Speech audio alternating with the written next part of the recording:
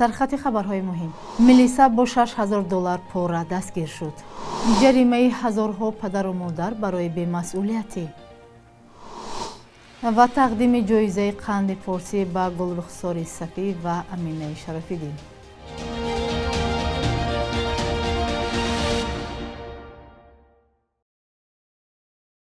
سلام، شما برنامه نویدی بامدادی رو تماشا دارید که از دوشنبه تقدیمتان می شود. امروز سه‌شنبه 20 فوریه. دادگاه‌های تاجیکستان سال گذشته 14126 پرونده مأموری را بررسی کردند که ضد پدر و مادران برای اجرا نکردن عهده‌داری‌های خود درباره تعلیم و تربیت فرزندان باز کرده شده است. در این باره خبرگزاری رسمی خاور با استناد به سامانه وزارت کارهای داخلی تاجیکستان اطلاع داده است.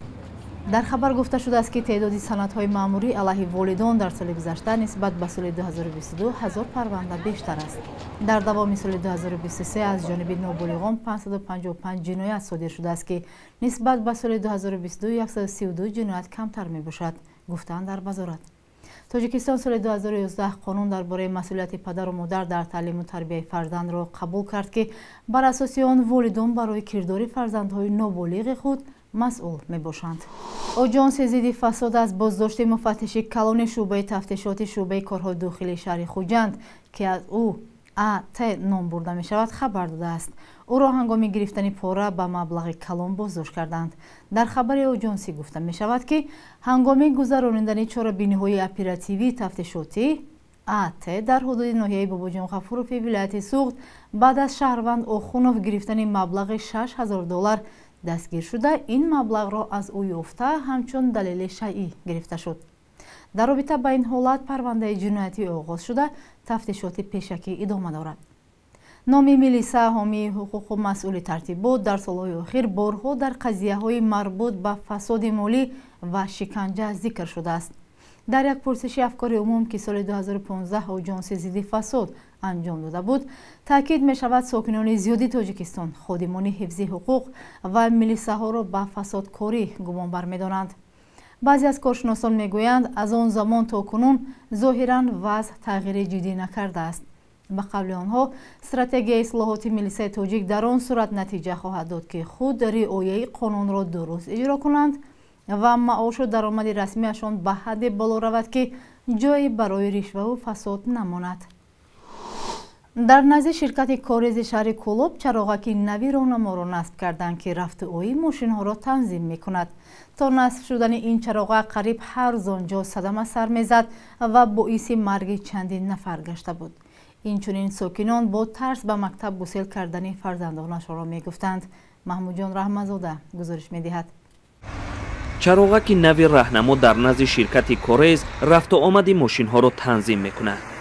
تا نصب شدن این چراغک حرکت ماشین ها اینجا نظم و ترتیبی نداشت.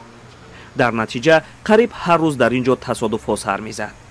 در یکی از آنها با برخورد دو ماشین به اداره خانه‌سازی کاریز 3 نفر هلاک شد. خود شهردار هم اعتراف کرد که نبودی چراغک در این منطقه سبب تصادف گردید. صاحبکارم همونطور رفت دیگه بگردن نگرفت، ندیدن که چه صدمه شد.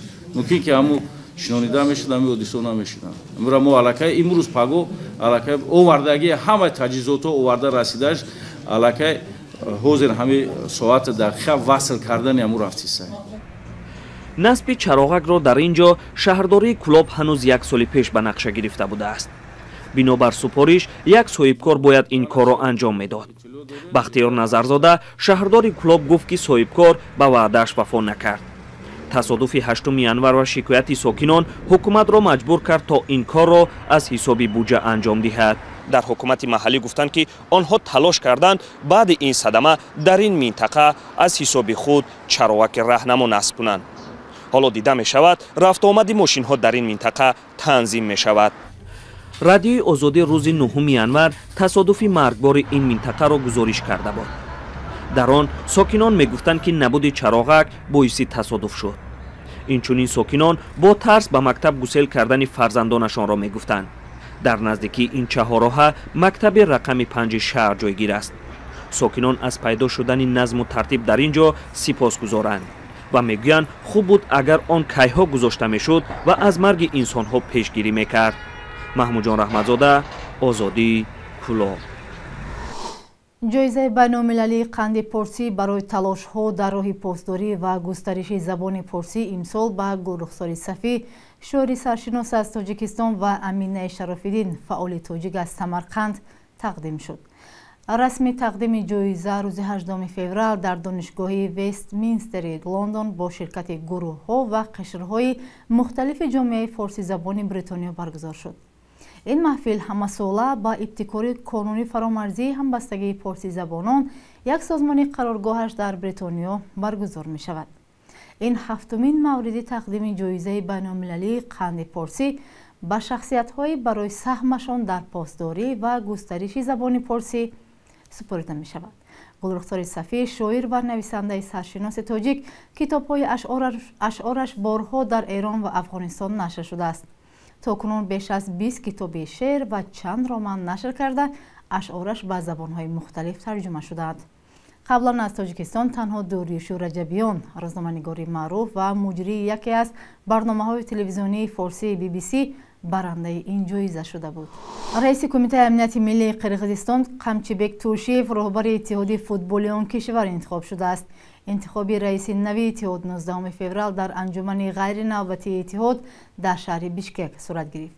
Туршиев ягона номзад ба мақоми раиси иттиҳоди футбол буда, иштироккунандагони анҷуман ба ҷонибдории ӯ якдилона рай доданд.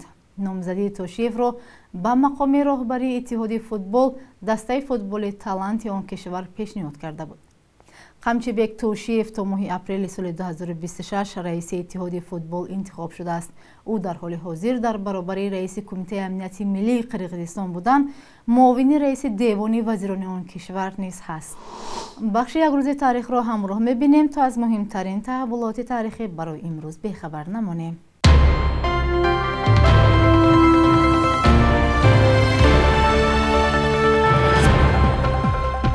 20 феврал бо ташаббуси Созмони Милали Муттаҳид рӯзи ҷаҳонии адолати иҷтимоӣ таҷлил мешавад.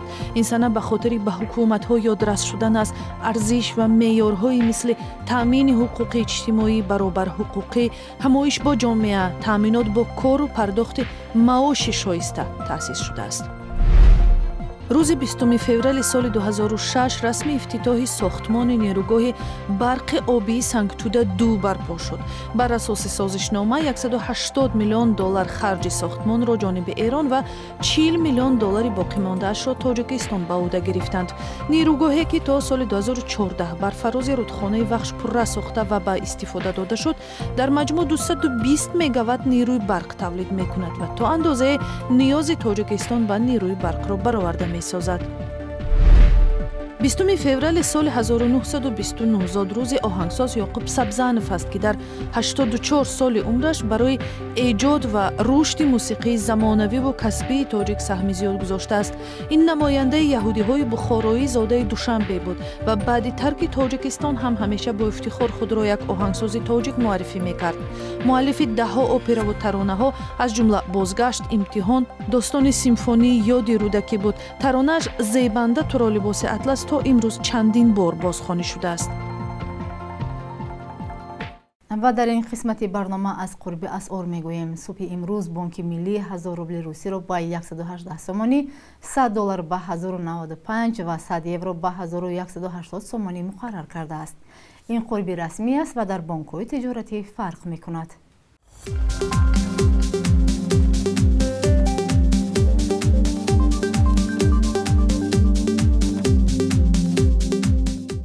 бинандагони азиз, инҷо расидем ба поёни барнома. назару пешниҳодҳои худро бароямон нависед. то фардо. худо нигаҳбон.